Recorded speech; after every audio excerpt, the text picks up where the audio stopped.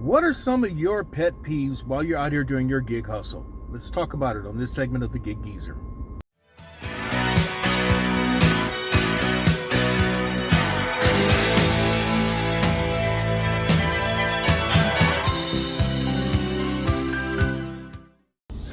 It is Sunday evening, May 22nd, 2022, and we are fast working towards the end of another work week.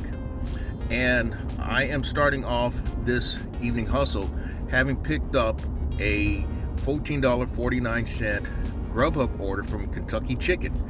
Yeah, that's a rarity, but I only take Kentucky Chicken orders if the money's right, and hopefully there's nobody in the driveway area. But at this particular location where I picked up, they allow you to come inside for the orders, at least up to a certain time of day. I came into this evening hustle having earned just over $104, actually a little more. It was just actually south of $105, having completed orders on Bite Squad, DoorDash, Instacart, and Uber Eats. The big order, really, if you want to call it the big order for that first half hustle, was a $21.50 order on DoorDash, in which the customer tipped $18. I usually don't talk about tips though, but I am on this particular one. And the customer happened to be a person who is like if I'm not mistaken, if memory serves me correct, he's the assistant manager of a Panda Express, and it was to be delivered to that store. So he knew, he once he saw me, he knew that I was coming in there with his order. Now, as for the week, I came into today's hustle having put in 5.5 days, and I, according to my count, had made $1,195. And so I am on pace to make $1,400 or more for the third consecutive week. So making $1,400 more in this much slower environment out here in the gig economy, I would like to think that that's no small accomplishment. Just knowing how it's been tough for me. I mean, I've had to put in more hours the last few weeks, and that's not desirable, but I've had to. Last week I put in 54 hours. The week before that was more nominal amount, 45 hours. This week I'm probably going to be right at around 50 hours, maybe 49, but more than somewhere is about 49, 50 hours. So a few hours less, but I'm still putting in a few more hours. Now, I'm okay. I guess I'm okay with that, given that it's 6.5 days I've put in. It'd be something if I put in 6.5 days and I've put in just south of 60 hours. Then you'd be questioning, Gig Geezer, what are you doing? What is going on in your market? Or Gig Geezer, is it really, is that the new reality for you? I don't know. I mean, I'm just throwing that out there. But hopefully you are finding ways to make it work in your market despite the slowness of the economy. Now, by the way, a lot of folks just got on the bandwagon about things being slow in the past 2-3 weeks. I've been noticing signs of things getting slow as early as January, but some folk would have. I think most folk just rationalized it as post-holiday slowing down, in that everybody spent their money for the holidays and now they're waiting for tax returns. Well, I just sensed something different all the way around. Couldn't put my hand on it, but I guess maybe I was right in what I sensed. And if I'm wrong, so be it. But I also had put something out there a few weeks before that, back in April, about things slowing down. I sensed it then. Now, I'm in a market in Columbia. Columbia is one of those markets where it's not. It would be ideal as a test market. I lived in Richmond, Virginia at one time, and it was my understanding that Richmond, Virginia was one of those test markets for new products and just understanding customer trends. And I lived in Virginia about 30 years ago, and that was when I was a newspaper reporter. That was, by the way, the largest market that I worked in. So that placed me a phone call away from making it to the big times or the destination locations. Anyway, now Colombia, I think, would qualify as one of those test markets as well. But then again, it's South Carolina, and it's Colombia, and Colombia just don't have the greatest history about things. Maybe Charleston could be considered as a test market, or even Greenville, since both of those areas are on opposite ends of the state. They're also among the fastest growing areas in the country, particularly Charleston, with the influx of people from up north. On the Greenville side, there's the influx of the Germanic countries like Germany and Austria, and then there's France. The BMW plant on the Greenville side has been a boon in that regard, and then people are just moving to Greenville as it is.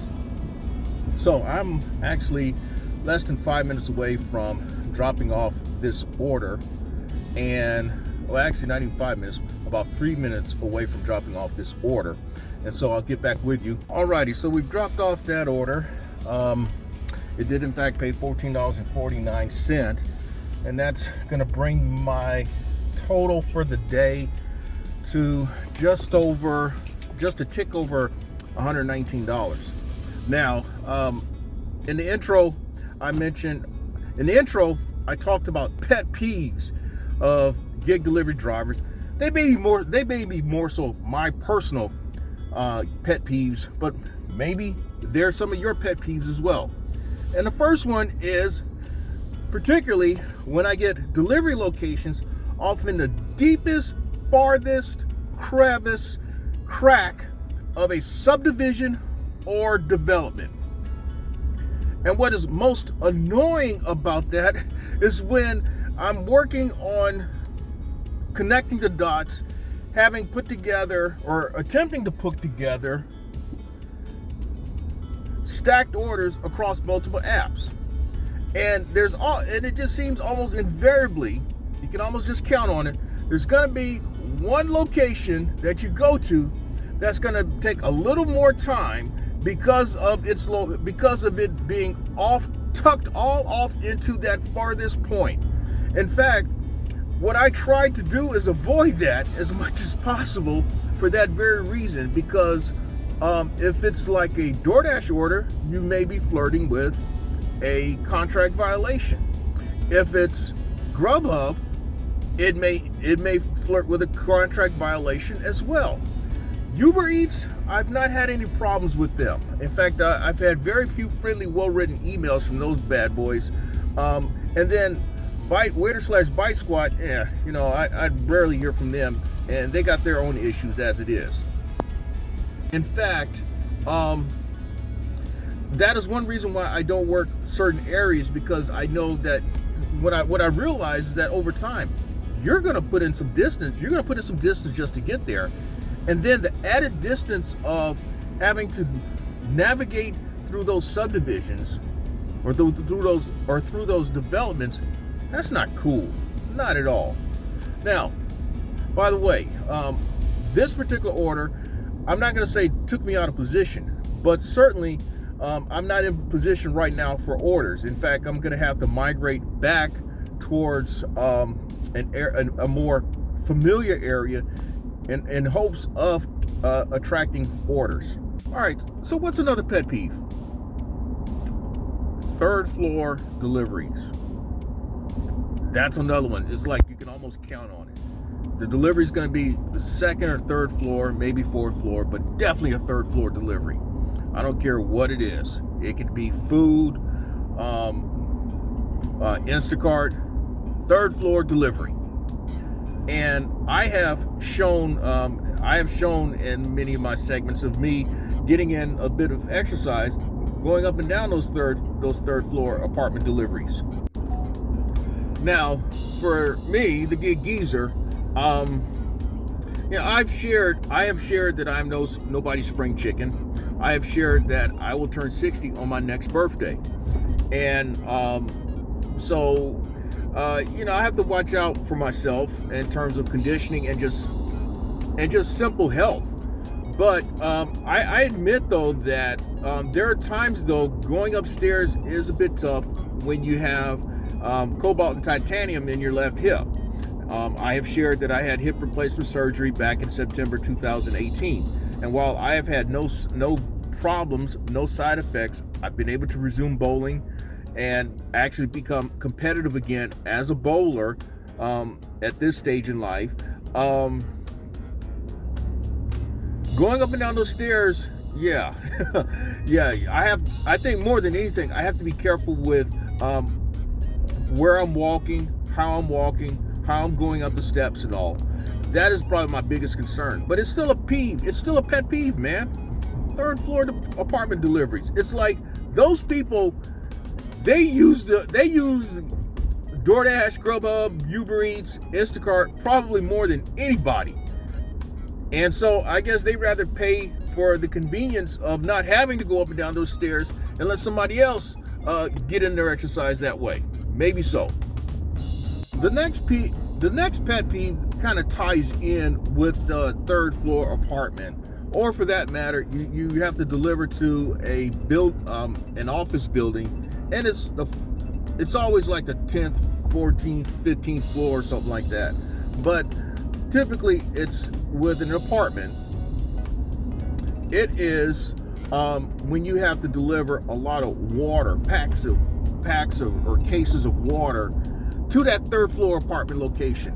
Now, I experienced a lot of that when I was working primarily in Lexington County, and there were a lot of, and I'd catch them on the roadie Walmart deliveries, or in my early days of doing Instacart. And I wasn't smart enough at looking into the order, if I could, to find out if there was cases of waters that I'd have to deliver or anything of that sort. When it came to roadie, you're pretty much at the mercy of whatever order came your way. But I tell you, man, especially during summertime in South Carolina, when it can get into the mid 90s, in addition to the humidity, that's not cool, lugging all that water up and down those stairs. And of course, almost invariably, the person who requests all that water or all those fluids, they don't tip, or they tip very little. That seems to be that seems to go hand in hand. So that's yet another pet peeve.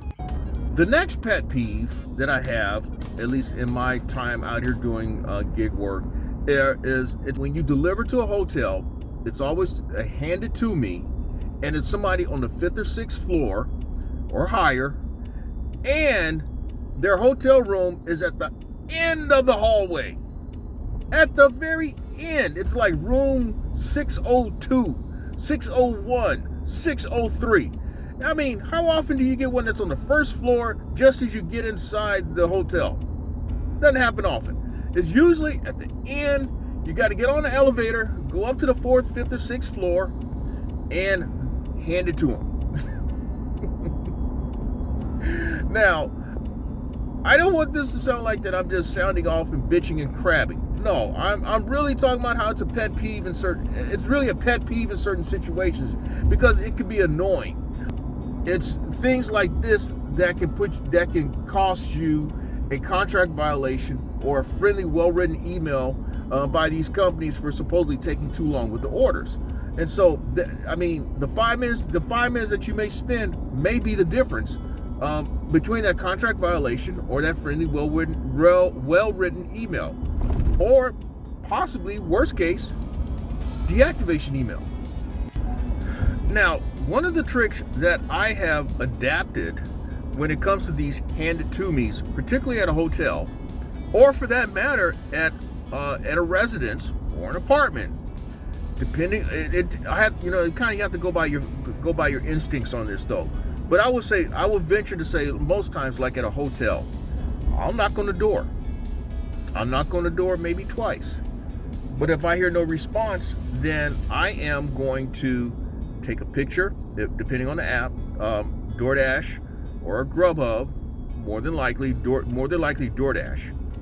I'm going to take a picture of it, send somehow through the app, access the phone number, the scrambled number, and send them a text message of the picture of the room number with the item, and send a message, order delivered, and keep it moving. Because again, we're out here to make money and keep it moving.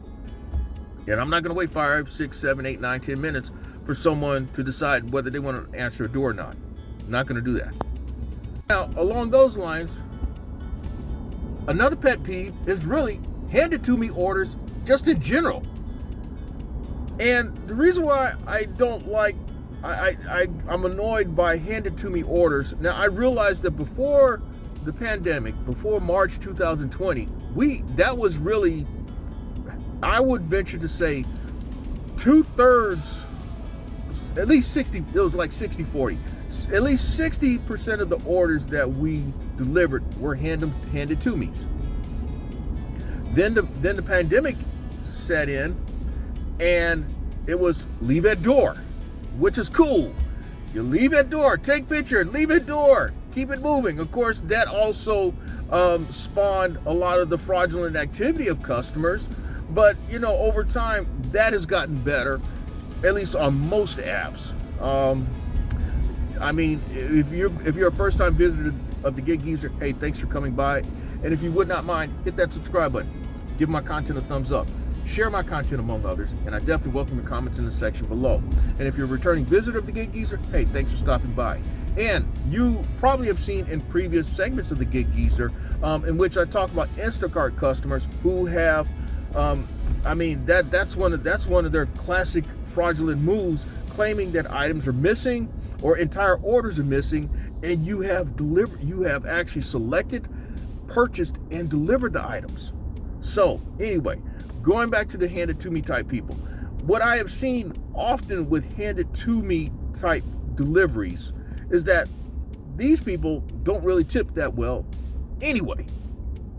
And then they have the audacity to ask you to hand it to them. Yeah. I mean, there's a certain demographic of people that do that, and I actually don't like delivering to them. But I try to just get it over and done with and keep it moving. Again, the goal is to make money and keep it moving. And on certain apps, that's what you have to do. Now, speaking of orders that are going to the furthest, deepest crevice of a subdivision or development, I just turned down a $14.50 order from Outback. It's showing 9.6 miles. It may in fact be 9.6 miles, but it's probably more like 10 miles.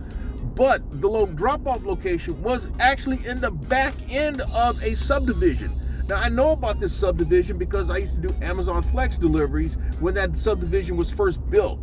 And I'm like, if I go all the way out there, I'm going to really take myself out of position for orders. And so that doesn't make any sense, especially right now when things are as dirt slow as they are. I mean, that's the first decent order that I've seen in the last 15, 20 minutes. And I'm coming up on almost an hour into this first half hustle, and I've made all of $14.49. That's not good either. But I sincerely passed up on that Outback order for that very reason of where that order was going, knowing that it's going to take me out of position. I'm only hoping, or I can only go around with the expectation that something else will come around for me that will be much more favorable and conducive to the Gig Geezer's preferences. All right, so what's another pet peeve? Let's go back to Instacart. And I'm not gonna say I got a lot of pet peeves about Instacart, but one that really causes me to react is when I'm having a difficult Instacart customer and they're adding items. Now, I have also mentioned, at least on a couple of Gig Geezer segments, that is a common ploy, that is a common trap by Instacart customers to add items and then turn around and claim that the items are missing. But just the sheer fact that they start adding orders or they start changing up on you when you're already having a hard time with them in terms of substitutions, and waiting on their reply, their delayed reply. Adding another item or two is one that will really cause me to go on steam. I mean, I have been so incensed, infuriated, that I wanted to spike my own phone, and I had to catch myself because I had to remind myself that this phone is my money. So if I could, well, what has happened though is oftentimes other people in the store look at me kind of strange when I'm cursing out loud and then slinging a couple of items back on the shelf. So yeah, I am no perfect angel by any stretch of the imagination. And thank goodness though, Instacart has added the feature where we can block a customer, because I have in recent weeks blocked at least a dozen customers. I'm kind of breathing a sigh in relief right now because I just accepted an order, $8.75 going 5 point miles. It is a DoorDash from Panera Bread. Now, from this actual point where I'm documenting this, I am probably about 4 to 5 minutes away from the pickup location, and the drop-off location again is 5 point miles. So we're probably talking about 10 minutes away. Hopefully things will get going now that I've accepted an order. At least that's what you hope for. Of course, $8.75 is what's offered, and let's presume that's all it pays. That puts me around $23 for the first hour. Not good, but at the same time, it's not like there's a lot of people out here on the road. And with it being hot and all, I don't know. I mean, but this is the vibe that has been in the Columbia market. You really have to catch them when you can. All right, so now dropped off the DoorDash order, $8.75. That brings my daily total to $127 and change. I've accepted a $12.75 Stoner Pizza order. That's going to take me back to a part of town that I would probably going to end up working for the rest of the evening. But I also accepted a $10.72 waiter/bite squad order that is en route to the Stoner pickup. So I am hoping that this waiter/bite squad order from Zaz on Divine is ready. They have a tendency of not being ready when you show up, and then they want to tell you that you're going to have to wait 25-30 minutes. That's not going to happen. And so fortunately though, the Zaz on Divine location is probably about 7-8 minutes, given it's Sunday and there's low traffic, 7-8 minutes to the Stoner Pizza location. Getting back to some of the pet peeves. By the way, I decided that I was going to go and pick up Stoner first and then come back through Zaz Pizza or waiter/bite squad order, because the drop-off location for Zaz is much closer to that restaurant than the Bite Squad drop-off. Basically, it's going to be in reverse order, where the Bite Squad is going to be en route to the DoorDash drop-off. I'm just trying to be creative in these very challenging and slow times. Now, back to pet peeves. Well, I'm driving in very light traffic, basically no traffic right now. But I'm sure that some of y'all can relate to this, where you're trying to get to an order, you're pushing it in terms of probably stacking orders across multiple apps, and you don't want to deal with a contract violation, and so you need traffic to work in your favor. And what happens? You got a slow driver up ahead, and that slow driver just causes you to curse, throw fingers, shake your fist. It makes you wish you were in a cartoon so you can just run them over and keep going. And I guess I'm putting it nicely with that. But I'm certain that you can relate to that. Slow drivers. And then the next pet peeve is something that really I've had to really work on. Particularly, I experienced this a lot in Lexington County, where people would honk at you. The light just changed. I mean, you cannot even blink your eyes and people are honking at you to go. And I really would lose it. I would roll down the window and yell back at them, throw fingers at them, slow down and wait for them to come up near me so that I can give them a few more words to it. In fact, well, folk in Lexington County have this thing about these. They presume that you're on the phone doing something. And I just happen to check my phone for orders. I happen to glance at the phone. He yells over at me about get off my phone. And so I slowly peered over to my left, peered over my glasses, and told him to mind his fucking business. Yes, and took off. So I guess he told his wife that day. Well, I better leave that one alone though. But yes, I told him to mind his fucking business. So, but the thing is, people will honk at you to move on. The light just changed. I mean, you can't even blink your eyes fast enough, and they're honking at you. My reaction was such that I realized, man, I could stroke out on this the way I react. I mean, one day I was so incensed. I felt energy leaving me. I mean, I felt like I was that close to blowing a gasket or stroking out or having an aneurysm over that. And is it worth it? No. I mean, and I'm at an age where, things like that can happen. I mean, it can happen at any age, but even more so you would think at my age. So I've learned to react to that more so in stride, but I also got to react to in stride about slow drivers. I still don't have any patience for slow drivers. And then in South Carolina, it's like every dumb bad driver comes out when it rains. So that's pet peeves 2 and 3. All right, when I last checked in with y'all, I had mentioned that I'd accepted a DoorDash from Stoner Pizza for $12.75, and then a Zaz on Divine for $10.72. That was the waiter/bite squad order. Stoner's was a DoorDash, and I was thinking that I would go by Stoner, pick up that order, and then go by Zaz, pick up that order, and keep it moving. Well, I'm now actually on a stacked Instacart order for $31.28 from Public, which is right down the street, one light away from here. Stoner Pizza. I cringe when I go by that place. I only go there when I feel that I think it is worth my while to go, or is one of those situations where I just have to go.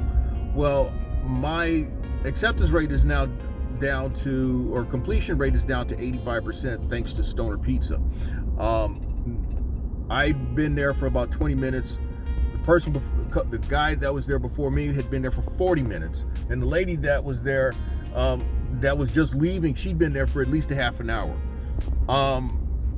None of that is a good situation. And then come to find out, they are out of a lot of things.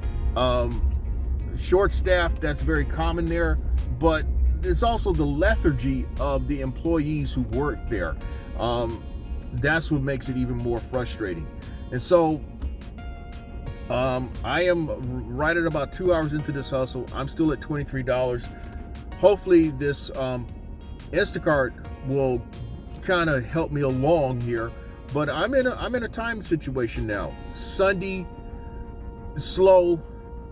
I might be recording my losing today because of the way it is. I don't know.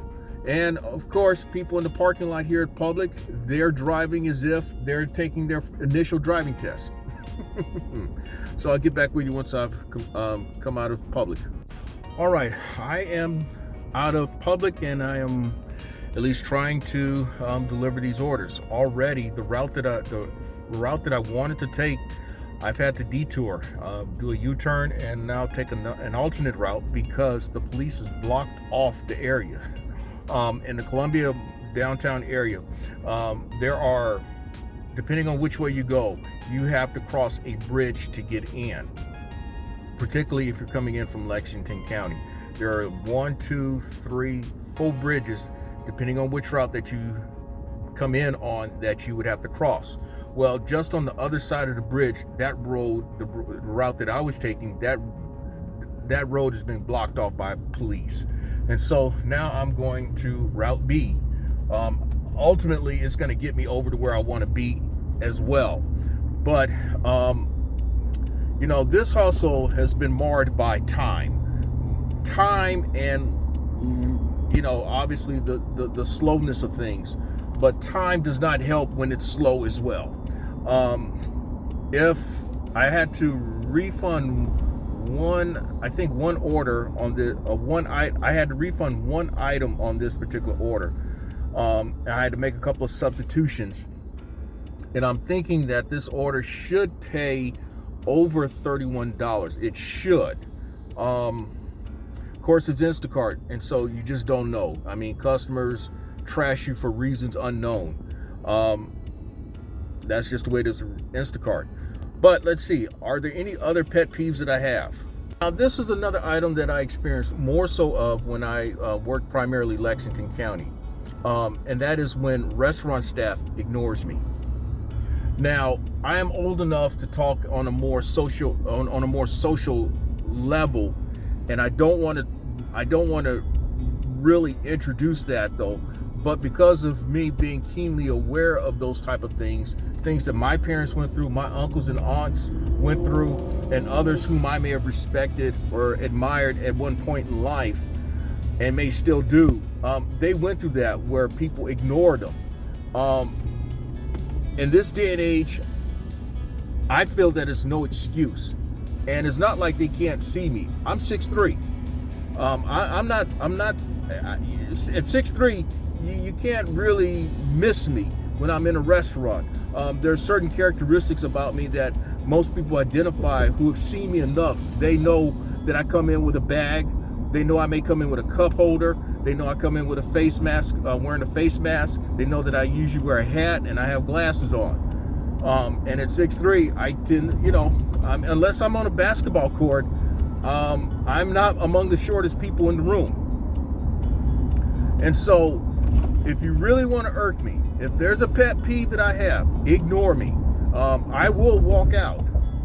I will walk out of the place. And if you ask me certain questions, I will give you a response that you probably would not want. So, there's a certain amount of courtesy that I believe that's involved when we're out here. There's a certain amount of respect that's involved. And if you can't afford me that, then you will hear from me one way or another. So those are some of my pet peeves that I have, and that I'm out here. I don't know if you have other pet peeves. I'd like to hear from you. And if you don't mind, hit that subscribe button. Give my content a thumbs up.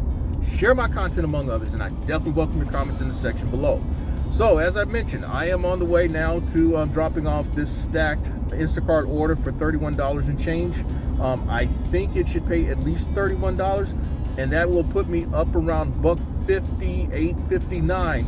But I'm in bad shape as I am entering into, by the time I drop off these orders, I should be somewhere around 3 hours, 3.25 hours into this hustle. Not a good situation, but we'll see. We'll just see. All right. I need to get you up to date again. Is because I somehow failed to record some things leading up to this moment. Now I am a few moments away from dropping off this DoorDash order from a Denny's virtual restaurant. The offer was $15. I don't think there's going to be any extra money on it, and I believe this order is going to pay $15. But that $15 is for the win. And when I factor in Uber Eats fuel assistance monies from yesterday, which should be about $3.15 plus whatever is from today, I believe it should be about $1.35.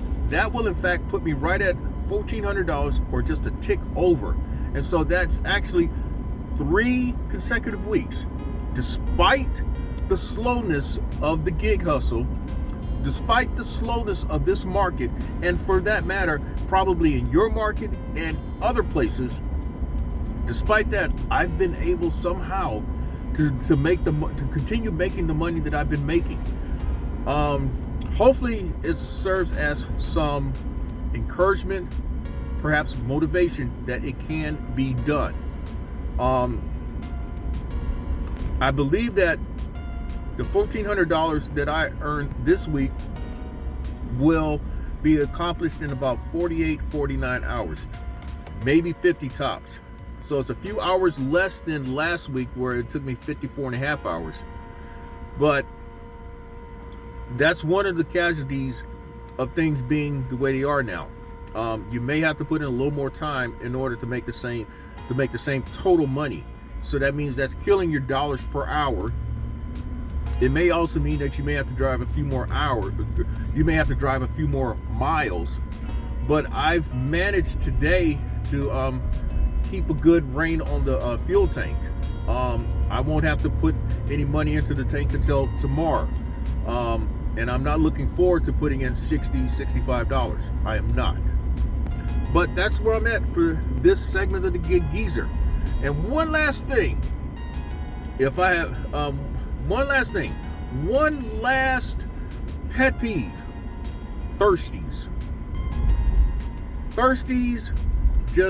Those who know me from my Amazon Flex days, those who know me from my rideshare days, and those of you who have seen segments of the Gig Geezer know that I don't talk well of thirsties. And I don't talk well of thirst. Thirsties kill it for those of us who are out here to win and out here to make money. But thirst is I will be nice to say I will say it this way. Because of the way I speak so derisively of thirst and thirstiness, that's a personal problem. And the only way someone can overcome that, the only way someone can get out of that mindset, it's on you. Now, hopefully content on my channel or other people's channels may help you. But, what happens is that, hey, we're grown folk. We get set in our ways. And as you see on the inset, there's a picture of thirst of the funniest kind, though. But that is my image of thirst. You just get set in your ways, and you think that's the way to go. Thirst is insanity, in my opinion. When you know better, but you continue to make the decisions that you make, that's insanity. But I'm not out here to be crazy. I'm out here to be sane. I'm out here to be smart. As I've shared, I'm out here to win. I'm out here to make money. I'm not out here to make friends. I'm out here for me. And maybe that's the same thing with a thirsty. They're out there for themselves. I'm not knocking the individual. I'm knocking their way of going about doing things. And if you're going about it with a thirsty's mentality, that's on you. And so this is yet another segment of the Gig Geezer. If you like the content that's been provided in this segment or in any other segment, hit that subscribe button. Give my content a thumbs up. Share my content among others, and I definitely welcome your comments in the section below. I'm in Wood Lane, and as always, may your grind, may your hustle continue.